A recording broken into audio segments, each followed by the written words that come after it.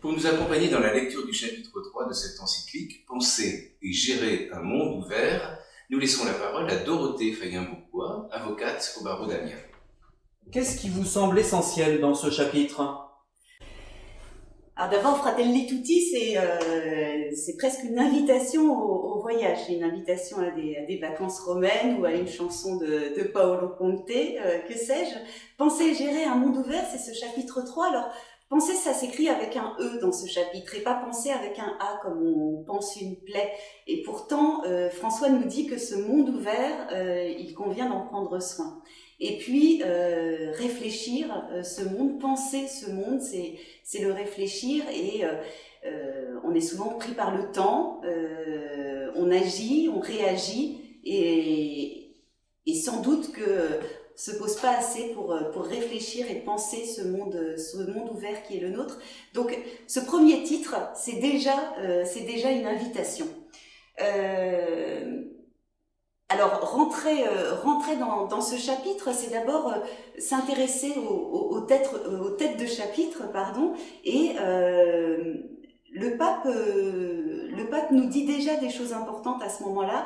Il y a deux têtes de chapitre qui m'ont attirée. D'abord, l'amour universel qui promeut, et puis promouvoir le bien moral. C'est-à-dire que le pape, il utilise très très très fréquemment ce terme de promotion.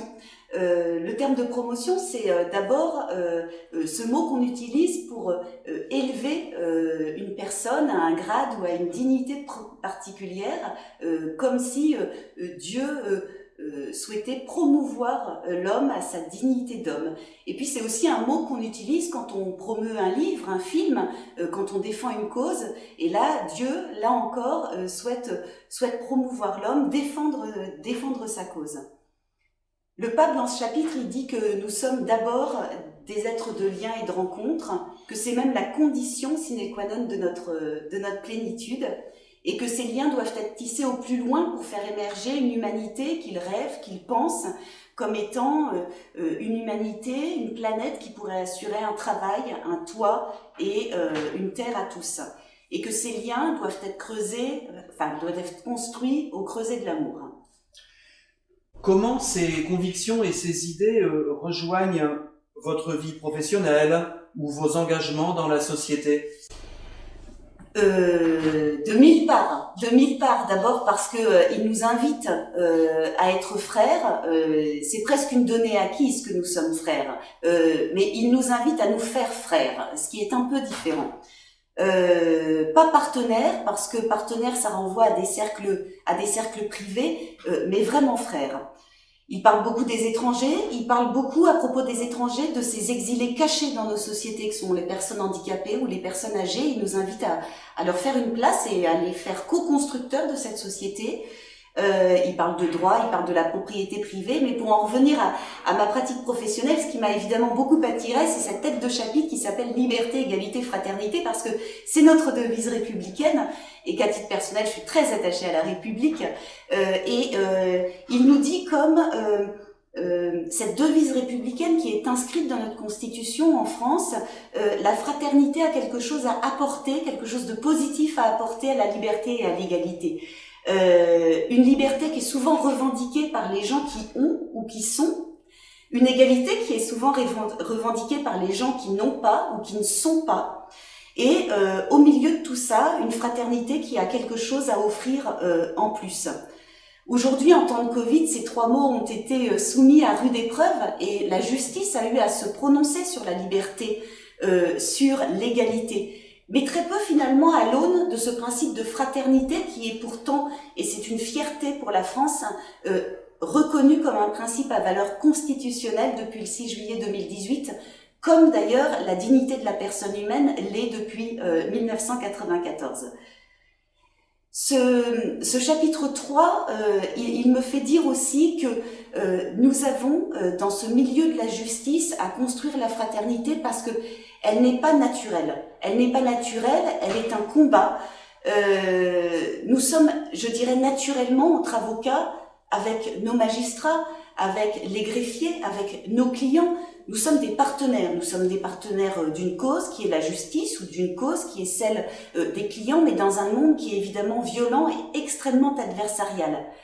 Alors il y a évidemment des lois, des normes qui viennent réguler tout ça, mais nous sommes invités à aller plus loin, au-delà à faire vivre la fraternité par un lien que nous pouvons construire entre nous, encore une fois, un lien et un amour, c'est-à-dire faire du magistrat mon frère, faire de mon client mon frère, faire de mon confrère mon frère, c'est un combat au quotidien.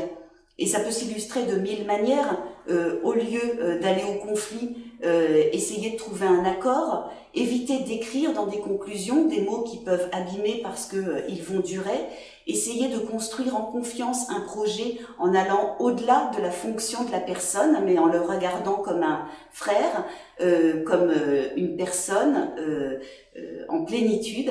Je crois que c'est une façon, en tout cas, de travailler à laquelle nous sommes très clairement invités et qui est sans doute infiniment plus efficace que tout autre. D'un mot ou d'une formule, comment résumeriez-vous ce chapitre 3 ? Quelle est la conviction émergente qui en sort ? D'abord que le lien n'est pas donné. Si la fraternité est une donnée, le lien et la façon de faire vivre cette fraternité est toujours un combat et nous oblige toujours. Et puis peut-être sur la fin revenir à cette idée, parce que les avocats sont des entrepreneurs, revenir à cette idée de François qui parle de l'entreprise, qui parle des entrepreneurs, qui parle de la propriété privée, en se réjouissant finalement que l'entreprise existe, que cette promotion de l'intelligence humaine, que cette promotion des richesses puisse exister, mais qui demande à chacun de veiller à l'ordonner à l'aune de la dignité de la personne, de la lutte contre la misère humaine. À titre personnel, véritablement, c'est ce message que je perçois comme étant l'ultime invitation de ce chapitre, ordonner l'entreprise à l'aune du monde et de nos obligations. Merci.